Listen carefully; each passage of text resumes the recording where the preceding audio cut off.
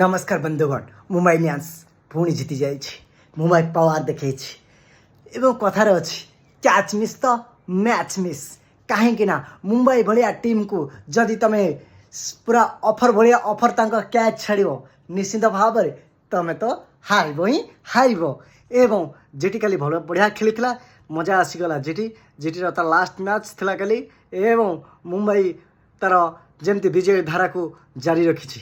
हार्दिक पांड्या एवं रोहित शर्मा, सूर्यकुमार यादव, जसप्रीत बुमराह बल मुंबई तार पावर देखौछि एवं मुंबई एवं पंजाब सहित भिड़। जदि मुंबई थरे फाइनाल को पलैला ताहले आरसीबी को जिते गोटे कष्ट हो। मो मतरे मुंबई को जमा भी ऑप्शन दियोनी, नले मुंबई पावर तो आपण माने जानिछंती मुंबई निश्चिंत भाव में जीति जीवो।